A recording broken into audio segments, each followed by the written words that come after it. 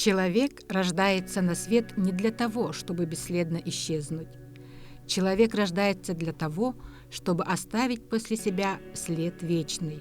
Таким человеком и была Анна Николаевна Мыреева, крупный ученый тунгуса-маньчжуровед, ведущий специалист в области лексикологии и диалектологии эвенкийского языка, знаток фольклора эвенков.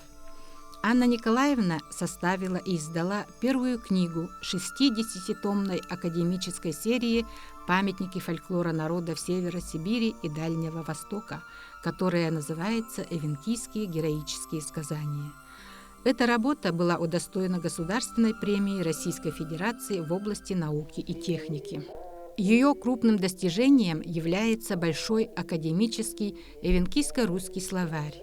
Это первый в истории тунгусоведения словарь, который включает в себя эвенкийскую литературную лексику языка эвенков всех регионов России, а также и эвенков, проживающих в Китае. Благодаря этим и другим ее многочисленным работам Анну Николаевну Мырееву знали все эвенки, где бы они ни жили, поэтому она являлась старейшиной эвенкийского народа. Анна Николаевна была талантливым человеком. Она писала стихи, которые становились известными и любимыми песнями. Ее стараниями известная книга мудрости «Библия» заговорила на эвенкийском языке. За этот труд она была награждена орденом Святой Ольги. Своими трудами Анна Николаевна Мыреева оставила вечный след в истории и памяти эвенков. Светлой памяти Анны Николаевны Мыреевой 95-летию со дня ее рождения была посвящена региональная научно-практическая конференция «Языки и культура коренных малочисленных народов Севера». Эта конференция была проведена в Институте гуманитарных исследований и проблем малочисленных народов Севера Сибирского отделения Российской академии наук в конце декабря 2025 года, именно в день ее рождения. Анна Николаевна родилась в 1930 году в Южной Якутии. Был такой у нас буягинский наслег. Буягинский наслег. Вот этот наслег был организован тоже 95 лет тому назад, в 1930 году. Ее детство, отрочество, юность прошли в этих местах. Родители были охотниками-оленеводами, она кочевала вместе с ними, и даже, надо сказать, она очень хорошо охотилась. Одно время даже работала охотником. Вот послевоенные годы, по-моему, перед поездкой в Ленинград. Но биография Анны Николаевны очень богатая. Меня восхищает то, что она написала свои труды, вот диссертацию защитила именно по нашим буягинским эвенкам. О говоре эвенков буяги написала, потом об учебских эвенках. Ее труды, они очень значимы, поскольку востребованы они очень сильно сейчас, да? А сама она была очень активной жизненной позиции человек. Просто вот я знала ее маму, отца, и вот эта энергетика ее передалась вот от родителей, видимо. У нее был эвенкийский дух очень сильный. Я считаю, что ее труды еще не до конца оценены. У меня есть предложение такое, вот присвоить имя Анны Николаевны Мыреевой в школе Арктика. Мы никак не можем этот вопрос продвинуть. Потом второе, значит, хочется создать сеть мыреевских школ. Ну, сеть школ, в которых она работала, училась, была. Это Тамботская школа, в которой она училась. Потом Хатастырская школа, в которой она бывала. Янгринская школа, школа Арктика. Вот хочется создать такую сеть школ, чтобы с молодежью, с детьми работать, чтобы дети знали ее труды. С Анной Николаевной знакома моя мама. Вот как Венера Петровна рассказала, они практически вместе выросли. И мы с самого детства знаем об Анне Николаевне, вообще о ее работе. И мама всегда нам рассказывала, всегда восхищалась Анной Николаевной, ставила в пример. И, наверное, поэтому я выбрала профессию филолога. И очень горда тем, что она в течение 5 лет нас учила, Анна Николаевна. Меня и мою подругу, коллегу Сардану Романовну Степанову. И также Анна Николаевна была моим руководителем моей дипломной работы. Я вспоминаю ее как очень-очень теплой, очень душевным человеком. Она была нам как мама, и всегда, когда мы были студентами, она всегда приглашала нас к себе домой, угощала чаем, сладостями, но мы всегда были вместе. Работа конференции началась с традиционного эвенкийского обряда очищения, который своим возрождением и использованием жизни эвенков обязан Анне Николаевне Муреевой. Очистившись, участники конференции прошли в музей, где была подготовлена прекрасная выставка фотоматериалов о жизни и деятельности Анны Николаевны. Для нас, для всех, конечно, конференции, все наши научные мероприятия – это большой праздник, большая радость. А сегодня вдвойне, потому что у нас и предоставилась возможность отдать дань памяти нашей замечательной Анне Николаевне Муреевой, гордости не только нашего института, но, наверное, всей российской лингвистической науки. Наверное, просто сказать, что Анна Николаевна лингвист – это мало, потому что это была замечательный и общественный деятель, очень много сил, энергии, времени она отдавала для возрождения традиций, культуры, образа жизни эвенкийского народа. Хорошо она была известна и в России, и в мире. И, конечно же, мероприятий будет сегодня много. Самое главное, конечно, это научная конференция. Открываем мы по традиции выставкой, которую подготовили сотрудники нашего музея истории академической науки Якутии имени Георгия Прокопьевича Башарина. Анна Николаевна, конечно, является неотъемлемой частью истории академической науки. Конечно, это действительно первая выставка, посвященная большой, трудовой, яркой жизни моей матери Анны Николаевны Муреевой. Она небольшая, первая, пробная, можно сказать, но она охватывает лишь некоторые моменты этой большой жизни Анны Николаевны. Фотографии охватывают период студенчества института имени Герцена, где Анна Николаевна училась отлично, вообще у них курс был очень сильный, самый многочисленный. Закончили в 1955 году 15 человек, это самый большой был выпуск. И из них 5 выпускников были с красным дипломом. И она была первым диктором моей экспериментальной работы. Я почему выбрала эту тему, звуковой строй тамодского говора и эвенкийского языка. Анна Николаевна предложила. Они с Лебедевым меня и Иваном Егоровичем отправили в аспирантуру на Деляеву, и выбрала она мне эту тему. Звуковой строй тамодского говора, потому что она носительница тамодского говора из рода Баттак, Буягинская. Тут так и написано. Первый диктор номер 1, Муреева Анна Николаевна, 30-го года рождения, Алданский район, Буягинская. И она мне очень помогала в работе над этим материалом. Подбирала квазиомонимы, над программой работы. Она прилетела в Новосибирск, в ЛЭФИ, и там проводили эксперимент. Была большая благодарность за это Анне Николаевне. Я Анну Николаевну знаю в 1959 году.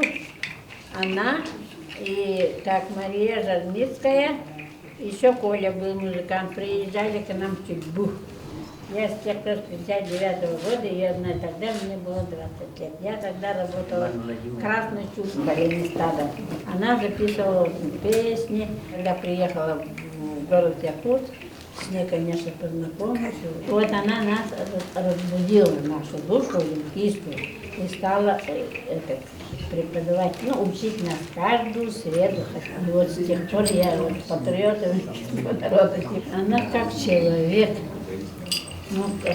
И культурный, и вообще общительный, вообще как человек, когда на Бакалдыне бывали, она у нас лидер, мы очень гордимся, я очень рада, что с ней познакомилась, с ней была рядом. Я возглавляю общину Джона, которая находится у нас в Ботаме. Какой она была для вас? Для меня Анна Николаевна является примером. Я на нее хочу равняться, я ее очень люблю, и она для меня была великим человеком. Благодаря ей я стала ближе к моим сородичам, я стала активисткой, стала настоящей патриоткой, эвенкийкой. С 2007 года я возглавила свою общину, и с тех пор мы с Анной Николаевной очень много раз ездили к нам на Ботому, ко мне в общину, рыбачили. Анна Николаевна отдыхала там душой прямо, потому что она видела свои места, где она провела детство. Она с дедушкой ездила туда еще, на оленях они ездили, прадедушка. Анна Николаевна с собой в путь, и они кочевали прямо. Ну и наши содержали оленей на Ботами и очень хорошо жили там. Они во время войны поддерживали села, привозили им мясо, рыбу. И вот таким образом я стала наследницей нашей культуры и образа жизни эвенков. Я очень люблю свою любимую мою тетю Анну Николаевну Мариеву и очень горжусь ею. И всегда ее буду помнить и любить. У нас была большая многодетная семья. Это 6 сестер родных и 1 брат. И еще воспитанный племянник, наш внук наших родителей. Это сын старшей сестры, который с рождения мама воспитала. И у нас вообще не только мы одни жили, все время, я помню, родственники с нами жили. И Анна Николаевна, когда мы собирались по праздникам, как радовалась, говорила: наконец-то мой колхоз собрался. Она была очень скромная, очень-очень скромная, очень деликатная, никогда на нас, на детей, на кого-то никогда не поднимала голоса. Все абсолютно, если что, в семье казусы бывает, она все мирным путем решала эти вопросы. Она была авторитетом для нас, она нас всех подняла на ноги, можно сказать. Не только нас, родных своих родственников, но и Салдана, кто, значит, приехал, мы все поступили через нее учиться. Мы по 3, по 4 приезжали к ней и до поступления жили у них, у Муреевых. Зять был очень тоже доброжелательный человек, Василий Ильич Муреев. Всех принимали. Я лично приехала с 3 двоюродной сестрой, да еще с подругой. Казак Саша, это украинка, моя подруга близкая. И пока сдавали экзамены, все у них жили. И так по 3, по 4, по 5 человек всегда у них, значит, на учебу приезжающие жили. Что я скажу? Она, вот действительно, я удивляюсь, она любила свой народ так, искренне.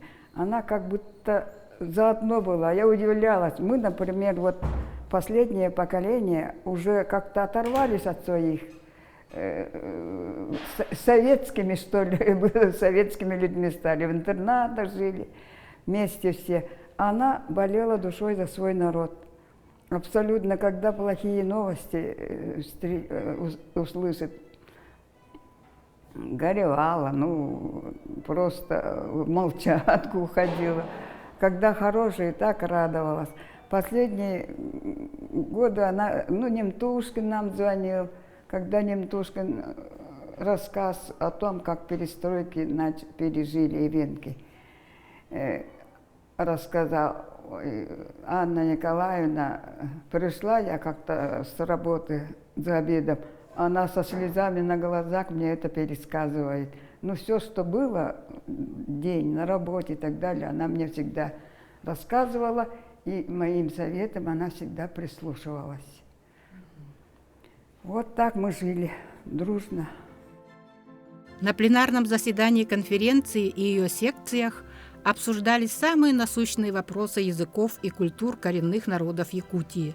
Многие доклады и сообщения были посвящены различным направлениям научной и общественной деятельности Анны Николаевны Мыреевой. Анна Николаевна, конечно, была основателем нашей кафедры. И с первых, первые выпускники, конечно же, были для нас Анна Николаевна Мыреева, Василий Афанасьевич Ропик, Гаврил Николаевич Курилов, Тамара Егоровна Андреева были недосягаемыми личностями, потому что они были из той плеяды ученых-североведов, которые, конечно, во-первых, они закончили все Герцена, и для нас они, конечно, уже были ученые состоявшиеся, когда кафедра открывалась. Конечно, до этого тоже мы, когда мы учились в педагогическом училище в 90-х годах, мы всегда принимали участие во всех мероприятиях Ассоциации коренных малочисленных народов Севера. И, конечно, Анна Николаевна Мыреева, ее выступление, ее присутствие на этих мероприятиях, конечно же, она была яркой личностью на самом-то деле. Вроде бы она очень скромно себя вела, но она была очень яркой личностью. Дело в том, что когда мы пришли на кафедру северной филологии, несмотря на то, что эвены, эвенки, юкагиры, то они к нам, ко всем относились очень трепетно, потому что мы были первые ласточки северного отделения, филологического факультета при ЕГУ еще. И, конечно же, мы это чувствовали, их теплое отношение к нам, и то, что бережное отношение, и то, что вот они внесли очень огромный вклад в развитие нашего североведения. В студенческие годы я училась на северном отделении города Якутска, и Анна Николаевна Мыреева нам преподавала диалектологию. И впервые мы познакомились с ней на занятиях. Разговаривали на родном авенкийском языке, про быт, про культуру. Так как я из семьи оленеводов и охотников, мы с ней разговаривали свободно на родном языке. Ну, вообще, как она тебе, как человек, как ученый, что ты можешь? Училась у нее очень. Она была такая доброжелательная, очень хорошо знала авенкийский язык. И когда я училась, она мне сразу сказала, что я буду учиться по своей профессии. То есть буду работать, преподавать авенкийский язык. Сейчас работаешь преподавателем авенкийского языка. Что ты взяла от нее, от этого? Что используешь в работе конкретно? На уроках я использую видео. То есть я, когда в тайгу выезжаю, записываю короткие видеоролики, как диалог, как оленей гонят. Потом показываю детям быт и жизнь оленеводов. В этом году мы отметили 90-летие нашего института, которое было создано великим якутским ученым и поэтом Платоном Аюнским. И в этом же году у нас юбилей нашего подразделения. Отдел северной филологии был создан в 1970 году, то есть 55 лет нашей структуре. И у истоков создания североведения в нашем институте стояли две хрупкие авенкийские женщины: Агния Васильевна Романова и Анна Николаевна Мыреева. Сначала была заведующая Агния Васильевна, а потом ее заменила с успехом Анна Николаевна. И с ее приходом началась эта эпоха, эра интроспективного показа языков, фольклора и культур народов Севера. Это взгляд изнутри самих представителей народов Севера. И под крыло потом Анны Николаевны Мыреевой пришли новые молодые исследователи, которые стали выдающимися североведами.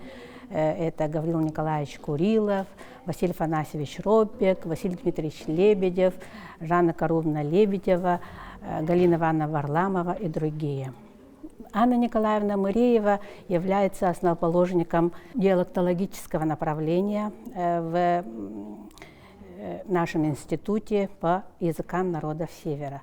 И ее фундаментальные труды по диалектологии до сих пор не утратили свою ценность. Я, как диалектолог, сама постоянно обращаюсь к этим трудам, потому что именно Анна Николаевна положила начало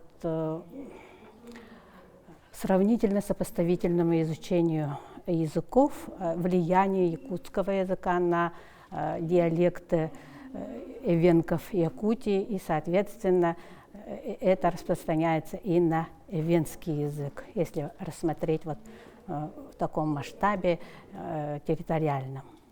И Анна Николаевна у нас задала направление по фольклористике. У нее имеются фундаментальные труды, и я очень горда тем, что последняя ее работа «Дулин Бугатор Гандунин» была опубликована, конечно, только после ее смерти, но она обратилась ко мне с этим огромным трудом. Я помню, что папка была очень большая, почти полметра толщиной. Она принесла, говорит: «Ардана, напиши рецензию». И вот я стала вникать в эту работу и вошла, можно сказать, тогда в фольклор эвенкийский. И этот интерес она мне задала, и с тех пор я тоже стала интересоваться и фольклором эвенским. После того, как меня направила так осторожно, как всегда она умела, и Анна Николаевна.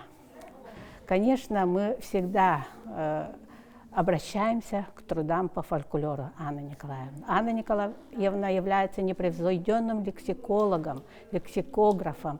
На сегодняшний день самый последний, самый большой по объему словарь эвенкийско-русский. Это словарь, который издан под ее редакторством.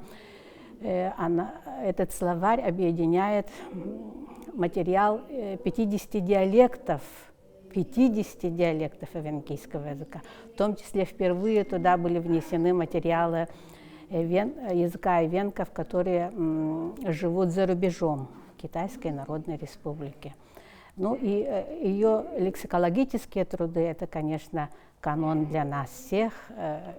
Это взгляд изнутри и на этнографическую часть, на лингвокультурологическую часть. Это новое направление, которое тоже сейчас развивается в нашем подразделении. У нас растут лингвокультурологи по эвенкийскому, эвенскому и юкагирскому языкам. Научное наследие выдающегося североведа Анны Николаевны Мыреевой еще требует дальнейшего изучения и дальнейшей оценки следующими поколениями тунгусоведов, эвенковедов, эвеноведов и других тунгусо-маньчжурских языков, потому что мы еще до конца не осознали и не оценили эту кладезь, эти работы и по фольклору, и по диалектологии, и по лексикологии. Мы будем в дальнейшем этим заниматься. Региональная научно-практическая конференция по языкам и культуре коренных малочисленных народов Севера стала очень актуальной и открытой площадкой по проблемам изучения, сохранения и развития самобытных языков и культур коренных народов Якутии. По оценке вклада Анны Николаевны Мыреевой, тунгусо-маньчжуроведение, педагогику и просвещение.